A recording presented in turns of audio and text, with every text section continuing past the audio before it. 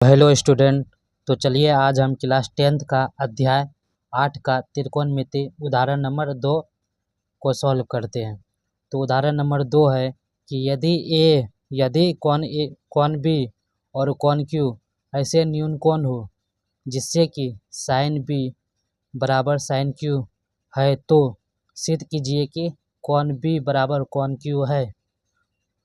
तो चलिए हम देख लेते हैं, इसको प्रूव करने के लिए बोला है। कौन बी और कौन क्यू न्यून कोण है। तो चलिए हम दो त्रिभुज बारीकी से बनाते हैं।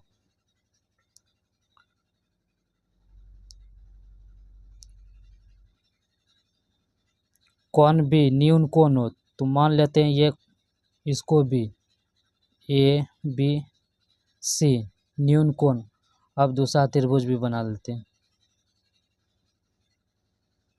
इसमें भी बोल रहा है कौन क्यू न्यून कोण हो, इसको भी वही करना है, पी क्यू आर मान लिए। अब चलिए हम सॉल्व करते हैं। अब इसको तो मान लेते हैं, पहले माना कि त्रिभुज ए बी सी तथा त्रिभुज पी क्यू आर है, जिसका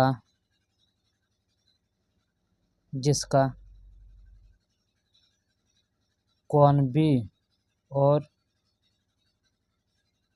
कौन क्यू न्यून कोण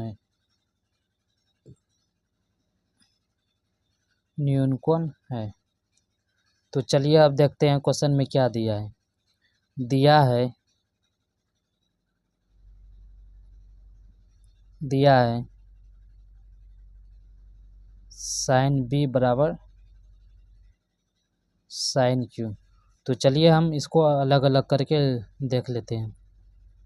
तो चलिए पहले हम साइन को मान लेते हैं, साइन बी को।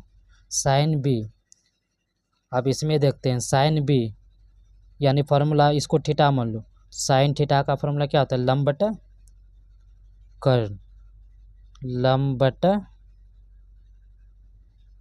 कर्ण। तो क्या हो जाएगा इसमें, साइन बी ये लिए तो ये आधार हो गया, ये मेरा लंब हो गया, दोनों में ये मेरा लंब हो गया, लंब बटा कर्ण। तो लंब मेरा क्या हो जाएगा, ए सी बटा कर्ण ए बी। तो साइन बी बराबर क्या हो जाएगा, ए सी बटा ए बी हो गया ये। इसको समीकरण फर्स्ट मान लेते हैं। अब दूसरा को देखते हैं। तथा साइन क्यू बराबर ये भी लंब बटा कर्ण होता है, साइन क्यू ये न्यून कोण हो गया, ये हो गया लंब और ये कर्ण हो गया, ये आधार। तो लंब बटा कर्ण, लंब मेरा क्या हो जाएगा पी आर बटा कर्ण क्या हो जाएगा पी क्यू, ये हो गया। अब ये दिया है फॉर्मूला में क्वेश्चन में दिया है कि साइन बी बराबर साइन क्यू। तो साइन बी और साइन क्यू के बदले हम इसको लिख सकते हैं। तो चलिए हम लिख लेते हैं, साइन बी के बदले ए सी बटा ए बी बराबर साइन क्यू के बदले पी आर बटा पी क्यू। इसको मान लेते हैं समीकरण नंबर 2। ठीक, समीकरण 2 मान लिए। अब देखो यहाँ पे दो त्रिभुज का क्या हो गया, दो भुजा। इस त्रिभुज का एक भुजा ये, और इस त्रिभुज का देखो यहाँ पे ए सी बटा ए बी, यहाँ भी वही है पी आर बटा पी क्यू जस्ट है। तो ये संगत भुजा है। संगत भुजा क्या है, आपस में बराबर है। जब संगत भुजा आपस में बराबर है तो ये भी क्या होगा, संगत कोण भी आपस में क्या होगा, बराबर होगा।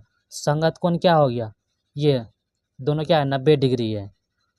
तो इसलिए कोण सी बराबर कोण आर बराबर 90 डिग्री है। तो अब यहाँ पे देखो कौन सा लगेगा, समरूपता। दो भुजा और एक कोण मिल गया, तो ये किस तरीके का समरूप हुआ, तो SAS यानी दो भुजा एक कोण का, तो इसलिए हम यहाँ पे लिखेंगे SAS समरूपता से, समरूपता से। जब SAS समरूपता से ये क्या हो गया, ये समरूप हो गया। समरूप हो गया तो अब हम ये कोण ले ले, ये कोण इसके बराबर हो जाएगा। समरूप का दो रीजन है, पहला कि संगत भुजा का अनुपात समान होना चाहिए, समान अनुपात में होना चाहिए। दूसरा कि संगत कोण आपस में बराबर होना चाहिए। तो जब ये समरूप हो गया, ये कोण इसके बराबर हो गया, तो ये कोण भी तो इसके बराबर हो सकता है, हाँ होगा ना। तो होगा तो क्या हो जाएगा, कोण B बराबर कोण Q, इसलिए कोण B बराबर कोण Q प्रूव्ड हो गया मेरा, यही बोल रहा था। तो चलिए अब हम नेक्स्ट वीडियो में मिलते हैं।